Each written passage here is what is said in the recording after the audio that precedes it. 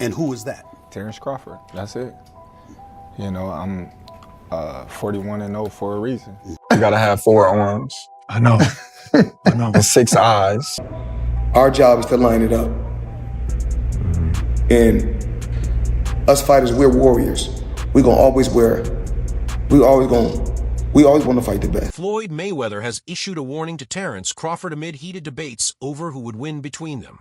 Floyd made it clear that his message was a caution against chasing something that may never exist. He suggested Crawford could be pursuing a ghost because the version of Mayweather that dominated boxing retired on his own terms and never intended to let anyone rewrite that story. Me versus anybody, I'm gonna always say me. Okay. Come on now. Floyd explained to Stephen A. Smith that boxing isn't only about who is stronger today. It's about who controlled the moment when it truly mattered. From Mayweather's perspective, Crawford stepping into his mid-30s is simply too late to ask for a fight that could have happened earlier when it would have generated the biggest attention and money. In a fight, you or Prime Floyd? Me. No questions? Why would you think that I would say Floyd? You know, that's one of my favorite fighters. But yeah, nah. That message came during a heated debate on Stephen A. Smith's platform, where Floyd sat across from Crawford in a rare back and forth that instantly captured the boxing world. Mayweather remained calm, but his words carried weight. He essentially told Crawford, "You can win all you want. You can even beat fighters I never faced, but you're not rewriting my history." With that, Floyd kept the spotlight on his own era, while subtly reminding Crawford that he arrived too late to share the ring with him. I don't want to lose. I don't want to lose because now society has shaped things to where if a fighter lose, they talk so bad about, oh, he's a bum. I knew he was overrated. Oh, y'all hyped him up, and now they gotta hear it. But back in the day, they didn't have social media. You know what I mean? So all that wasn't in their face. This conversation goes beyond two fighters talking past each other. Fans, fighters, and analysts have begun lining up on both sides of the argument. Even active fighters like Ryan Garcia have jumped in. Garcia, never shy about sharing his opinions, took shots at Mayweather during a recent segment on Ring Magazine's Inside the Ring. When former NFL running back LaShawn McCoy said nobody changed boxing like Floyd Mayweather, Garcia cut him off by saying, in a bad way. Garcia argued that Floyd didn't just master boxing inside the ropes, but also mastered timing the business. He accused Mayweather of fighting opponents when suited him, waiting until names like Manny Pacquiao or Miguel Cotto were past their prime. He never fought anyone really in their prime, Garcia claimed, arguing that Floyd's perfection came more from perfect matchmaking than perfect fighting. For Garcia, that mindset shifted boxing toward protecting undefeated records instead of chasing the toughest challenges. I got the game fucked up. Mayweather actually didn't get hit. Bud gets hit by dudes that, like, who on Bud's resume is an equivalent of someone on Floyd's resume? So that's it right there. You know what I'm saying? Like, Floyd not getting hit by elites, Bud getting hit by non-elites, and somehow y'all think Canelo not. That's where Max Kellerman stepped in with his own perspective. Long considered one of the sharpest minds in boxing media, Kellerman explained why Crawford might actually have a stronger legacy argument, depending on how it's viewed. Floyd picked and chose when to fight certain opponents, especially after leaving lightweight, Kellerman said. While his resume is packed with big names, many fans remember that some fights didn't happen at the ideal time.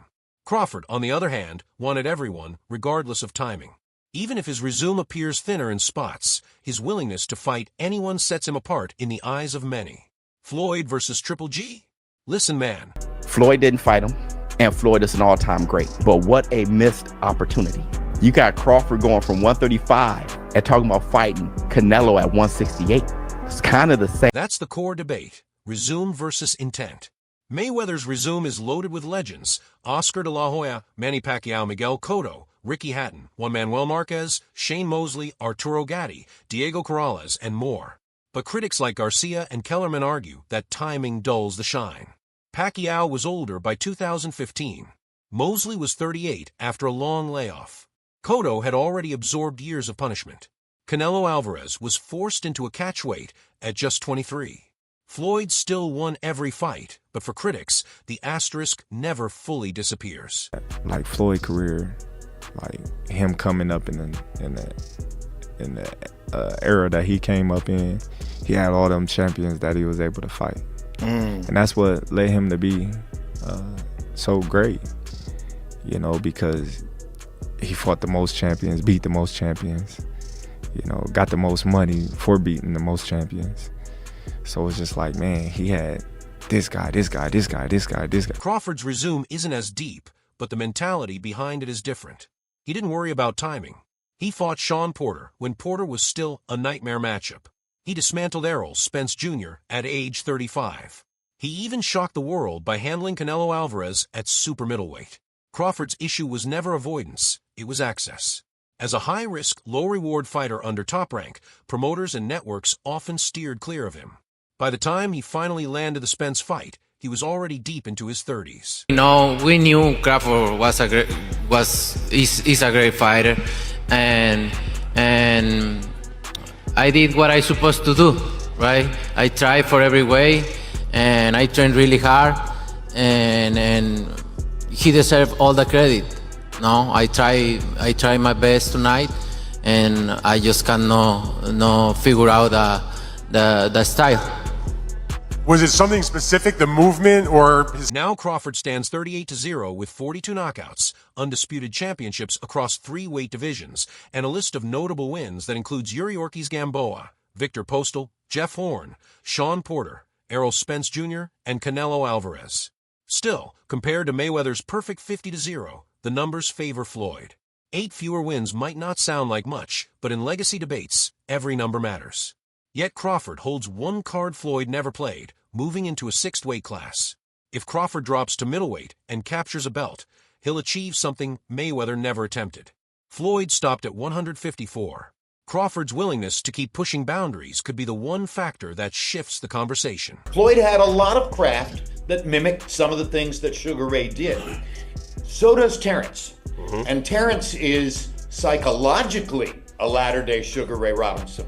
He has the same kind of capacity to be charming and then in the next 30 seconds to turn on his fire.